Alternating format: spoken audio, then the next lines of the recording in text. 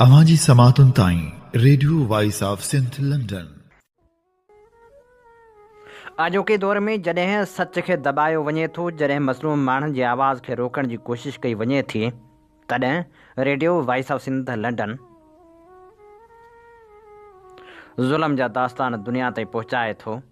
Radio voice of Sindh London ऐं voice of Sindh web TV जे platform तां असीं अवाम जो आवाज़ बणिजूं था। पंहिंजी मदद पाण तहत हलंदड़ ही इदारो अवां जे साथ ऐं सहकार जो मुंतज़र आहे। असांजा प्रोग्राम वधि में वधि दोस्तनि ताईं पहुचायो। उन सां गॾो गॾु असांजे यूट्यूब चैनल खे ज़रूरु सब्सक्राइब करियो ऐं ॿुधंदा रहो radio voice of Sindh London. Corporate farming वारी तलवार त लटकियल आहे, पर इहो बि सच आहे त सिंध जूं ज़मीनूं हाणे फ़ौज हवाले थींदियूं पियूं वञनि। उहा वालार जेका कॾोकी शुरू थी अञा ताईं ख़तमु न आहे थी। उहा वालार अयूब ख़ान जे दौर में बि जारी रही त ज़िया जे दौर में बि उहा ई वालार थींदी रही। परवेज़ मुशरफ जे दौर खां वेंदे अॼोकी जमहूरी हुकूमत ताईं वालार जो सिलसिलो जीअं तीअं जारी आहे। हिकु पासे फ़ौजनि खे ज़मीनूं अलाट थी रहियूं आहिनि, उहे फ़ौजी जेके रिटायरमेंट खां पोइ सिंध में आबाद थियनि था, त ॿिए पासे वरी हाणे आबाद करण लाइ ज़मीनूं फ़ौज खे ॾिनियूं वञनि पियूं। ज़रिया ॿुधाइनि था त अप्रैल महीने खां शायदि बाज़ाब्ता तौरु कार्रवाई शुरू थिए। लाड़काणे सखर डिवीज़न जी ज़िम्मेवारी MNA शरियार महर जे हवाले करण ते बि मुशावरत कई पई वञे।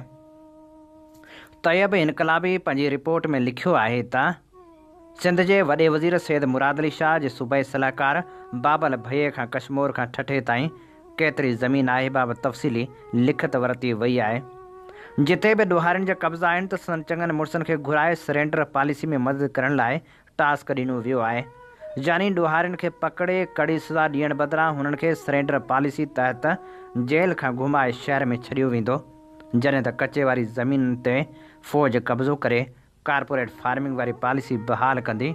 यानी बासर भोतारनि तोड़ जो पंजाब खां ईंदड़ ठेकेदारनि खे फ़ी एकड़ साल लाइ 2500 रुपयनि में ज़मीनूं लीज़ करे ॾिनियूं वेंदियूं।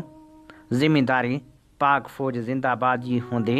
हीअ ठेकेदारी ज़रियनि मुताबिक़ 44 सालनि ताईं हूंदी, जॾहिं त शुरूआति जामशोरे जे कचे खां पहिरियां शुरू थींदी, जॾहिं त सरेंडर पॉलिसी तहत कचे खां निकितल धाड़ियल शहरनि में आबाद थींदा, जिते हूअ आज़ादी सां रही सघंदा।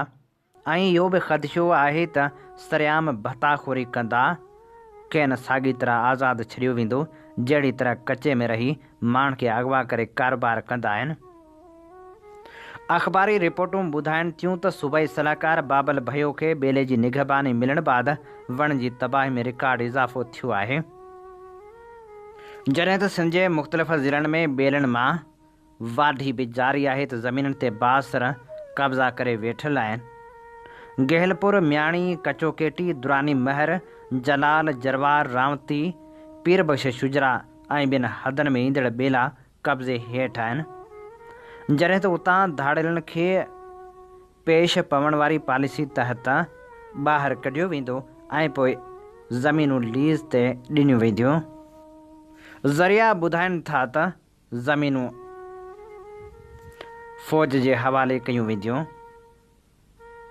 वणनि जी वाढी ते कलम 144 लागू हुजण बावजूदि वणनि जी वाढी जीअं जो तीअं जारी आहे, जेका ख़तमु थियण जो नालो ई नथी वठे।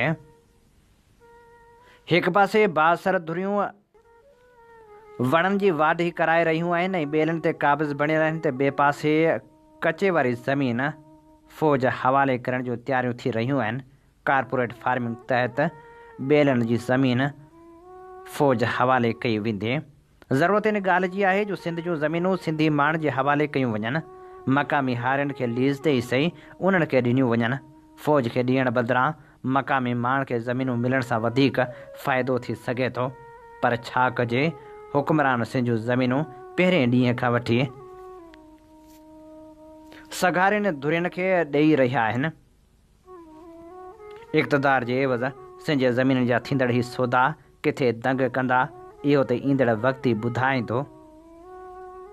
कारपोरेट फार्मिंग ख़िलाफ़ थींदड़ एहतिजाजी मुज़ाहिरनि जे करे फ़िलहाल उमरकोट ऐं ॿिनि इलाइक़नि में ज़मीनूं फ़ौज जे हैंड ओवर त नाहिनि थी सघियूं, पर हाणे दरिया जे कचे जा ॿेला फ़ौज हवाले कया वेंदा ऐं इम्कान इहो बि ज़ाहिर कयो पियो वञे त हुकुमरान इन्ही करे कचे वारियूं ज़मीनूं ॾेई रहिया आहिनि त धाड़िलनि खे सरेंडर पॉलिसी तहत आज़ादी ॾिनी वेंदी ऐं शहरनि में आबाद कयो वेंदो, जॾहिं त इहो इम्कानु तमामु घटि आहे त ज़मीनूं फ़ौज हवाले करण सां का मज़ाहिमत साम्हूं ईंदी। अवां जी समातुनि ताईं radio voice of Sindh London.